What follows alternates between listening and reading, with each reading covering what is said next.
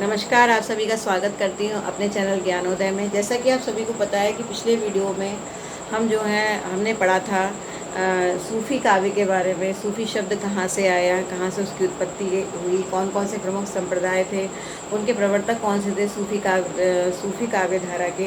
तो ये सब चीज़ें हमने जानी और अब जो है हम यहाँ पर पढ़ेंगे इस श्रृंखला को जारी रखते हुए। इस समय हम पढ़ेंगे सूफ़ी काव्य की विभिन्न प्रवृत्तियों के बारे में। तो सबसे पहली जो प्रवृत्ति मैंने आपको बताई थी वो थी प्रबंध कल्पना। ठीक है, प्रबंध कल्पना जो है इसके अंतर्गत ये है कि जितना भी काव्य लिखा गया सूफ़ी काव्य के अंतर्गत, वो सभी प्रबंध में लिखा गया, प्रबंध करके लिखा गया। और प्रबंधात्मक काव्य अधिक मिलता है अगर हम सूफ़ी काव्य की बात करें तो उसमें। तो ये बात जो है विशेष रूप से आती है कि प्रबंध कल्पना मिलती है सूफ़ी काव्य के अंतर्गत।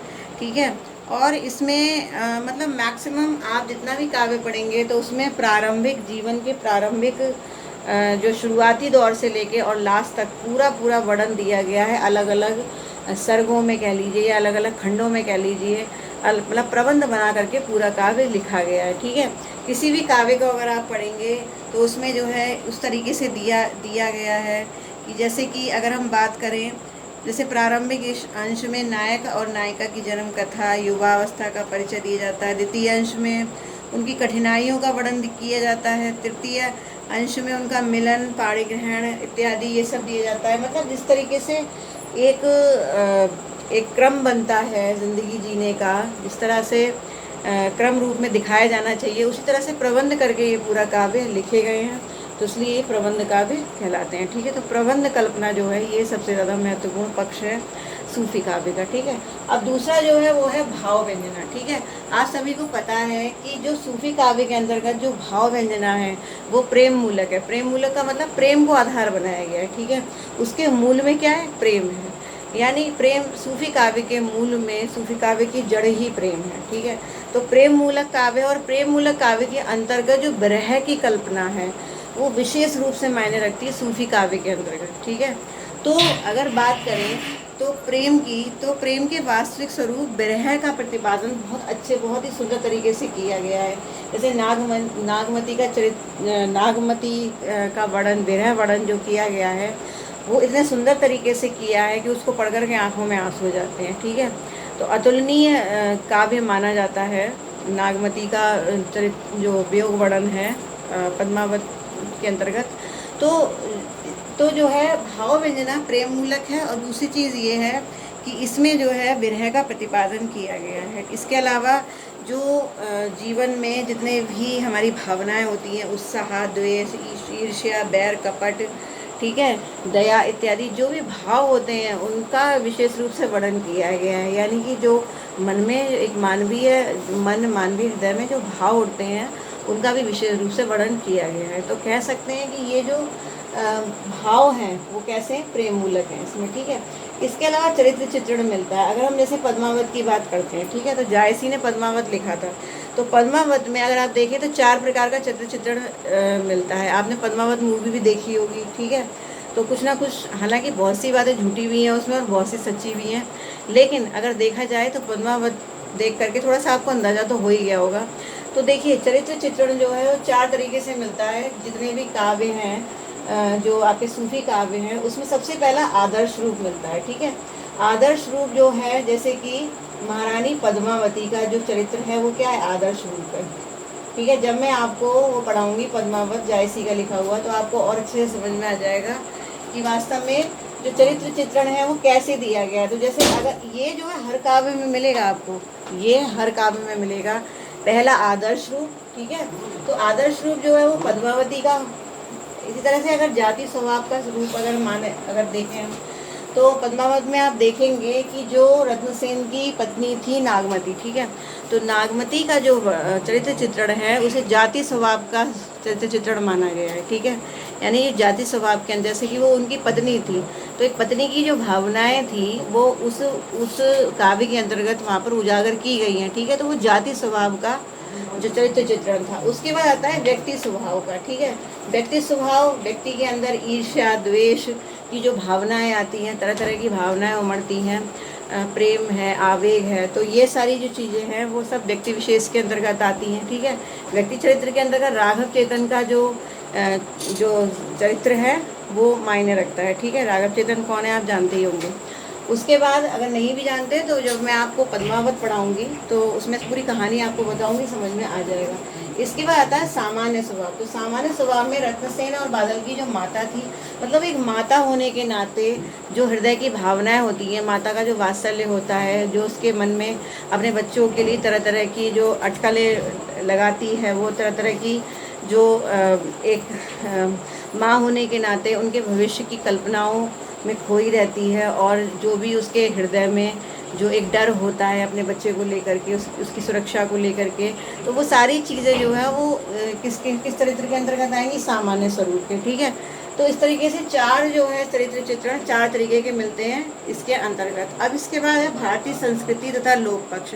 देखिए, जितना भी सूफी काव्य लिखा गया है उसमें भारतीय संस्कृति का और लोक पक्ष जो है वो भर भर कर दिखाई देता है। भले ही मुस्लिम कवियों ने इसको लिखा है, लेकिन भारतीय संस्कृति का उसमें जो प्रादुर्भाव है वो दूर से ही नज़र आता है। अगर आप उसको पढ़ेंगे तो आपको लगेगा कि वाकई भारतीय संस्कृति से संबंधित है। तो भारतीय संस्कृति तथा लोक पक्ष की अगर बात करें, ठीक है, तो इसके अंतर्गत देखा जाए तो इसमें जो है जैसे कि जो भारतीय ज्योतिष है, रसायन शास्त्र है, तो इन सभी चीज़ों, इन सब में जो भी तथ्य दिए गए हैं, ठीक है, वहाँ उन तथ्यों को प्रस्तुत किया गया है। ठीक है, तो इससे ये पता चलता है कि वास्तव में सूफी काव्य जो है वो कहीं ना कहीं भारतीय संस्कृति से क्या है, भारतीय संस्कृति से जुड़ा हुआ है। ठीक है, तो भारतीय संस्कृति से जुड़ा हुआ, और इसके अलावा लोक पक्ष भी है। लोक पक्ष यहाँ पर दिखाई दे रहा है। जैसे कि लोक पक्ष की अगर बात करें तो व्यक्ति के जीवन में बहुत सी अच्छी बातें भी होती है, जैसे वो अंधविश्वास में पड़ जाता है, तंत्र मंत्र में पड़ जाता है। ठीक है, तो ये सारी चीज़ें जो होती हैं, जो व्यक्ति को अपने मार्ग से हटाती हैं, उन सभी भावनाओं का भी वर्णन मिलता है, जो कि मतलब ऐसा नहीं है कि जो पॉजिटिव सकारात्मक पक्ष है उसी को दिखाया गया है, जो आपका नकारात्मक पक्ष है जीवन का उसको भी वहाँ पर जो है दिखाया गया है। किसमें? सूफी काव्य के अंतर्गत। ठीक है, तो ये ज़रूरी है जानना। इसके अलावा शैतान की कल्पना, ये जो माना गया है कि भारतीय अद्वैतवाद में जो स्थान माया का है, जैसे कबीरदास जी ने कहा है कि माया महा ठगनी हम जानी, कहा है ना कि माया जो है वो ठगनी होती है, महा ठगनी होती है, जो हमें ठग लेती है। उसी तरीके से जो सूफी काव्य है उसमें जो ये बताया गया है कि एक शैतान की कल्पना की गई, यानी हमारे जीवन में जो ये माया है, मोह माया है, उसको एक शैतान का रूप बताया गया है। ठीक है, तो शैतान की कल्पना हर काव्य में मिलती है, सूफी काव्य में। ठीक है, तो ये जैसे कि आप इंग्लिश में भी अगर देखेंगे, जॉन मिल्टन ने शैतान की कल्पना की है ना, पैराडाइज लॉस्ट में। तो इसी तरीके से जो शैतान की कल्पना, जो कि व्यक्ति के जीवन के जितने भी सकारात्मक पक्ष होते हैं उनको खा लेता है, उनको हर लेता है, तो वो सारी चीज़ें इसमें दिखाई गई हैं। ठीक है, उसके बाद फिर आगे चलते हैं, फिर आता है समन्वय की प्रवृत्ति। ठीक है, तो जो सूफी काव्य है उसमें समन्वय की प्रवृत्ति दिखती है। समन्वय की प्रवृत्ति के अंतर्गत देखा जाए तो जो निर्गुण संत हुए हैं उन्होंने जो खंडन से मतलब आप समझते हैं, चीज़ों को तोड़ना। ठीक है, और इसके अलावा फिर उसको समन्वय करना, उसको जोड़ना। तो खंडन और मंडन यानी दोनों पद्धतियों का इस्तेमाल किया है। ठीक है, जीवन के जो सकारात्मक पहलू हैं, जो जीवन से जुड़ी हुई बातें हैं, उनको खंडित कैसे किया जाता है, किस तरीके से जीवन में कौन कौन से पक्ष ऐसे आते हैं जिससे वो खंडित होती हैं, और फिर उनको जोड़ा कैसे जाता है अपनी सकारात्मक सोच के द्वारा। ठीक है, तो वो सारी चीज़ें एक समन्वय की प्रवृत्ति लिए हुए हमें सूफी काव्य में नज़र आती हैं। ठीक है, तो जैसा कि मैंने अभी बताया था कि सूफी काव्य क्यों लिखा गया, क्योंकि मुसलमान लोग जो थे वो हिंदुओं के धर्म को सम्मान देने लगे, और जो हिंदू थे वो मुस्लिम जो अगर हम बात करें कि हिंदुओं की जो नल दमयंती कथा थी, ठीक है, वो लोग सुनते थे, रुचि से सुनते थे, बैठ करके आपस में बातें करते थे उस विषय पर। ठीक है, तो सीधी सीधी बात है, जैसे कि मैंने अभी आचार्य रामचंद्र शुक्ल का आपको पिछले वीडियो में जो एक लाइन सुनाई थी कि अगर हिंदू और मुसलमानों को मिलाने का कार्य जो किया है, जो भेदभाव को मिटाने का कार्य किया है, उसमें कहीं ना कहीं सूफी कवियों का नाम सबसे पहले आता है। ठीक है, तो इसीलिए समन्वय की भावना जो है इस काव्य की एक बहुत बड़ी विशेषता है। ठीक है, फिर नेक्स्ट पॉइंट आता है नारी चित्रण। ठीक है, नारी चित्रण एक विशेष महत्व रखता है सूफी काव्य के अंतर्गत। क्यों रखता है? इसका एक विशेष पहलू है, क्योंकि नारी चित्रण जो है उन्होंने नारी को प्रेम साधना के रूप में स्वीकार किया है। ठीक है, जितने भी काव्य हैं, चाहे आप पद्मावत ले लीजिए, चाहे कोई भी काव्य ले लीजिए आप, ठीक है, जितनी भी प्रेम कथाएं लिखी गई हैं, तो वो सब क्या है, वो नारी का विशेष चित्रण किया गया और नारी को प्रेम का आधार माना गया है। ठीक है, तो आपको मालूम है कि जैसा कि मैंने अभी बताया था कि लौकिक प्रेम से अलौकिक प्रेम तक जाने का जो एक मार्ग था, वो सूफी काव्य के अंतर्गत हमें दिखाई देता है। तो वो लौकिक प्रेम आखिर उपजा कहाँ से? वो नारी से ही उपजा। ठीक है, तो अगर स्त्री ना होती, अगर स्त्री को का वो वर्णन ना करते, जो स्त्री से जुड़ी हुई भावना है उनका वर्णन ना करते, तो ये सूफी काव्य आगे बढ़ता कैसे, है ना?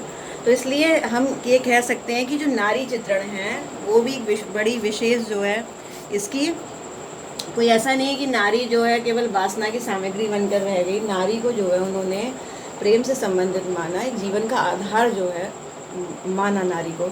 सूफी काव्य के अंतर्गत नारी चित्रण जो है वो एक महत्वपूर्ण तथ्य माना जाता है। ठीक है, फिर उसके बाद आता है रस। और रस की बात करें, आपको पता है जितना भी सूफी काव्य लिखा गया है उसमें वीर रस कम मिलेगा और श्रृंगार रस ज़्यादा मिलेगा, और सबसे ज़्यादा वियोग श्रृंगार मिलेगा। संयोग श्रृंगार का वर्णन भी बहुत किया गया है, लेकिन जो वियोग श्रृंगार है उसका अतुलित वर्णन किया गया है। ठीक है, तो इसलिए हम ये मान सकते हैं कि जो अगर रस की बात करें तो श्रृंगार रस सबसे ज़्यादा महत्वपूर्ण है। ठीक है, तो आप देखिए बहुत सी बातें होती हैं जो मैं नोट नहीं करती हूँ बोर्ड पर। ठीक है, हो सकता है कि मैं कुछ ऐसा बोल जाऊँ जो बोर्ड पर ना भी लिखा हो, तो आप इसको नोट डाउन करते चलेंगे तो ज़्यादा अच्छा रहेगा, क्योंकि अगर अपने नोट्स बनाएंगे तो उससे क्या होगा कि आपको अच्छा याद भी होगा। इसलिए बहुत सी चीज़ें हैं जिनको आप खुद लिख लिया करिए। ठीक है, तो श्रृंगार रस जो है सबसे महत्वपूर्ण रस है इसका सूफी काव्य का। ठीक है, संयोग श्रृंगार, और इसके अलावा कहीं कहीं बीभत्स रस का भी यूज़ हुआ है। ठीक है, बीभत्स रस का भी प्रयोग हुआ है, लेकिन बीभत्स रस इतना नहीं हुआ है। संयोग और वियोग श्रृंगार मेन माने गए हैं इसमें। ठीक है, फिर आता है प्रतीक विधान। ठीक है, तो प्रतीक विधान जो है वो अलौकिक प्रेम को दर्शाने के लिए प्रतीक विधान का इस्तेमाल किया गया। प्रतीक विधान का मतलब क्या है कि जो भावनाएं हैं उनको दर्शाने के लिए, उनको उजागर करने के लिए, पाठक के मन में उसके प्रति संवेदना जो है पैदा करने के लिए कवि क्या करता है, प्रतीक विधानों का यूज़ करता है। पेड़ पौधों से तुलना करता है। ठीक है, वो मतलब मानवीकरण करता है चीज़ों का। ठीक है, और तरह तरह के प्रतीक, जैसे बादलों का प्रतीक, जैसे कि बारिश का प्रतीक, ठीक है, लेता है, जैसे चांद का प्रतीक लेता है। तो विभिन्न प्रकार के प्रतीकों का जो है वो यूज़ करता है। तो इससे क्या होता है कि जो काव्य चेतना है उसमें क्या आता है, एक निखार आता है। तो कहीं ना कहीं जो लौकिक प्रेम है, लौकिक प्रेम के अंतर्गत प्रतीक विधान अगर वो करते हैं, ठीक है, तो उसमें एक सच्चाई नज़र आती है, और जो जन सामान्य है वो उसको पढ़ पाता है, वो उसको समझ पाता है ना। तो इसलिए प्रतीक विधान भी जरूरी था। और प्रतीक विधान तो मैक्सिमम जितने भी काव्यों में मिलता है उसे पढ़ने में बहुत अच्छा लगता है, आपको पता ही होगा, आपने अगर पढ़ा होगा, है ना। इसके बाद आता है विविध प्रभाव। ठीक है, अब अगर विविध प्रभाव की बात करें तो हम ये देखेंगे कि सूफी काव्य में अलग अलग प्रभाव पढ़ते हुए नज़र आते हैं। बहुत सी चीज़ें हैं जिसमें प्रभाव मतलब कह सकते हैं, जैसे अद्वैतवाद की बात करें, अद्वैतवाद की बात करें, विशिष्ट द्वैत की बात करें, शुद्धाद्वैत की बात करें, तो हम ये देखते हैं कि जितने भी वाद हुए हैं, जो भी मैंने आपको पढ़ाए हैं कृष्ण भक्ति काव्य में या राम भक्ति काव्य में, तो कहीं ना कहीं सूफी काव्य पर उनका असर, सूफी काव्य पर, हाँ ठीक है, सूफी काव्य पर उनका असर हुआ है। ठीक है, तो हम कह सकते हैं कि विविध प्रभाव दिखाई देते हैं। जैसे कि अगर भारतीयों की बात करें तो अद्वैतवाद और विशिष्ट द्वैतवाद का असर जो है वो दिखाई देता है विविध प्रभाव में। ठीक है, अगर हम किसकी बात करें, भारतीय परंपरा की, अगर इस्लाम की बात करें तो इस्लाम में एक गुह विद्या होती है, गुह विद्या, ठीक है, तो उसका प्रभाव दिखाई देता है इस्लाम के अंतर्गत। ठीक है, और इसके अलावा वैचारिक स्वतंत्रता भी नज़र आती है। ठीक है, विभिन्न धर्मों की वैचारिक स्वतंत्रता यहाँ पर दिखाई देती है सूफी काव्य के अंतर्गत। तो मतलब एक तरीके से कह सकते हैं कि कहना चाहिए हमें कि केवल एक ही प्रभाव नहीं दिखाई दे रहा सूफी काव्य पर, वास्तव में ये प्रभाव जो है वो कई चीज़ों से मिलकर के सामने आया है जो सूफी काव्य पर जो हमें प्रभाव नज़र आ रहा है, कई चीज़ों का प्रभाव एक साथ मिल करके आता है। रहस्यात्मकता है, ठीक है। देखिए जहाँ प्रेम की बात होगी वहाँ रहस्य जरूर होगा, ठीक है। तो प्रेम को रहस्य रूप में जो है वर्णित करने की कोशिश की गई है सूफी काव्य में। तो रहस्यात्मकता जो है एक इसका बहुत बड़ा पक्ष माना जाता है, ठीक है। सुंदर और सरल व्याख्या की है प्रेम की, और प्रेम को जो है रहस्य से जोड़ा गया है, ठीक है। बहुत सारी चीज़ें हैं जो अभी मैं आपको और भी बताऊंगी, जैसे जब जायसी के बारे में बताऊंगी पद्मावत में, तो आपको ये रहस्य वगैरह ये और अच्छे से समझ में आएगा, ठीक है। तो पॉइंट टू पॉइंट आप समझते जाइए। इसके बाद आता है काव्य प्रकार, ठीक है। तो जो सूफी काव्य है उसमें काव्य प्रकार कई तरीके के मिलते हैं, लेकिन काव्य प्रकार में प्रेम तत्व जो है वो विशेष महत्व रखता है। और इसके अलावा जो इसकी शैली मानी जाती है वो मानी जाती है मसनवी शैली, ठीक है। ये इम्पोर्टेंट है, ये पूछा जाता है कि सूफी काव्य किस शैली में लिखा गया है, तो आप क्या लिखेंगे, मसनवी शैली, ठीक है। सूफी काव्य जो है वो किस में लिखा गया है, मसनवी शैली में लिखा गया है। और इसमें जो है जैसे कि जो आख्या जैसे होती हैं, जो आख्यायिका होती हैं, ठीक है। इसके अलावा जो जैन साहित्य है, ठीक है, जैन साहित्य है, इन सभी का असर भी दिखाई देता है। और इसके अलावा मसनवी शैली, जैसा कि मैंने आपको बताया, ये तीन चीज़ों का निचोड़ इसमें मिलता है, तीन चीज़ों का प्रभाव इसमें दिखाई देता है काव्य के रूप के अंतर्गत, ठीक है।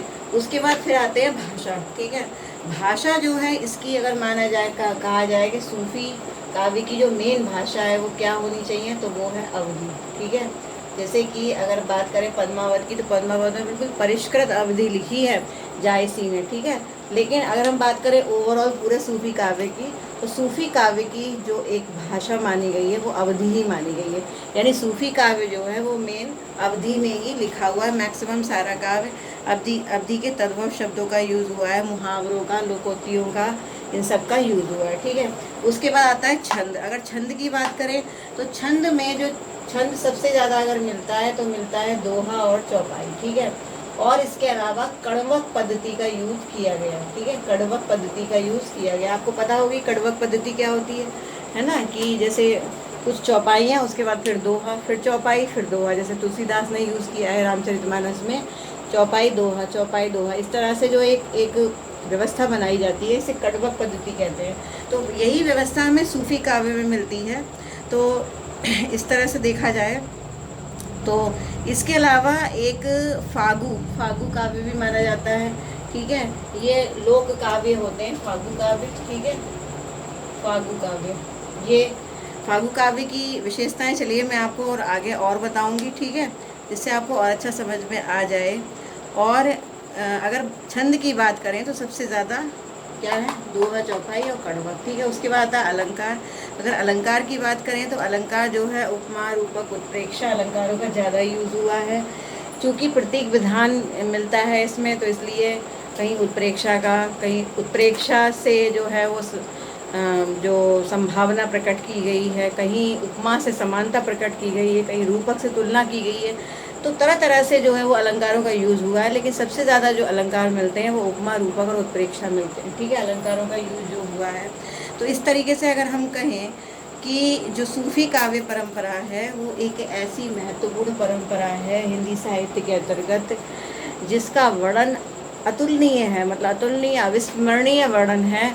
और मैं जो बोल रही हूँ मैंने तो बहुत कम बोला है, लेकिन अगर इस पर देखा जाए तो पूरा दिन जो है बोला जा सकता है, क्योंकि ये काव्य अपने आप में एक जो है एक अपनी ही एक मिठास लिए हुए है, ठीक है। इस सबसे ज़्यादा महत्वपूर्ण ये काव्य इसलिए माना जाता है क्योंकि ये मानवीय संवेदनाओं पर आधारित है, ठीक है। जो हमारे मन की संवेदना है, जो हमारे अंदर, जो कि जनसाधारण के अंदर जो भी गुब्बार उठता है भावनाओं का, जो संवेदनाएं होती हैं, जो भावनाएं होती हैं, जिस तरीके की इमोशन जो अंतर्द्वंद चलता है, वो सारा अंतर्द्वंद, वो सारी भावनाएं जो है उड़ेल कर रख दी हैं किन्होंने, सूफी काव्य के कवियों ने, ठीक है। अब कौन कौन से काव्य ऐसे हैं जिनके कवियों ने क्या क्या वर्णन किया है और वो इम्पोर्टेंट हैं और उन पर प्रश्न भी पूछे जाते हैं, तो वो सारी चीज़ें मैं आपको नेक्स्ट वीडियो में दूंगी कि कौन कौन सी ऐसी मुख्य बातें हैं जो काव्यों में मिलती हैं और कवियों ने क्या क्या उसमें मेन चीज़ें डाली हैं जो आप परीक्षाओं के लिए उपयोगी है। तो वो मैं आपको नेक्स्ट वीडियो में बताऊंगी। इसके अलावा एक वीडियो होगा, केवल एक वीडियो में आपका कंप्लीट हो जाएगा जो इसकी रचनाएं हैं, ठीक है। रचनाएं जो, क्योंकि मैं रचनाएं काफ़ी दे चुकी हूँ सूफ़ी काव्य की ट्रिक के साथ में, मुझे इतनी देने की ज़रूरत नहीं है, लेकिन जो बची हैं वो एक वीडियो में कंप्लीट हो जाएंगी। मुश्किल से 15-20 रचनाएं और बची हैं, वो भी हो जाएंगी, ठीक है। तो इस तरह से भक्ति काव्य कंप्लीट है। छोटी मोटी चीज़ें जो बचती रहती है वो मैं आगे पीछे आपको देती रहूँगी और रीतिकाल शुरुआत कर दूँगी। इसके अलावा जो मेरी लाइव क्लास होगी, ठीक है, वो लाइव क्लास, वैसे मैं ये सोच रही हूँ कि आपकी लाइव क्लास जो है हर मंडे को लिया करूँ, ठीक है, सॉरी हर ट्यूसडे को लिया करूँ, ठीक है। ट्यूसडे को मैं लेने की सोच रही हूँ। अभी मेरे जो है दिमाग में ऐसा चल रहा है कि मैं ट्यूसडे को लूँ, लेकिन अभी मैं बाहर हूँ, मतलब अपने घर पर नहीं हूँ अभी। तो हो सकता है कि मुझे कहीं सफ़र में जाना पड़े, या हो सकता है कि मेरा जो, मैं आपको प्लान बता दूँ और वो डिसमिस हो जाए, तो इसलिए मैं आपको एग्जैक्टली अभी नहीं बता रही हूँ। लेकिन मैं आगे से जो भी क्लासेस रखूँगी वो ट्यूसडे को ही रखा करूँगी, लाइव क्लास, ठीक है। तो इस बार की जो लाइव क्लास है वो मैं आपको बता दूँगी, उसके बाद ही लूँगी।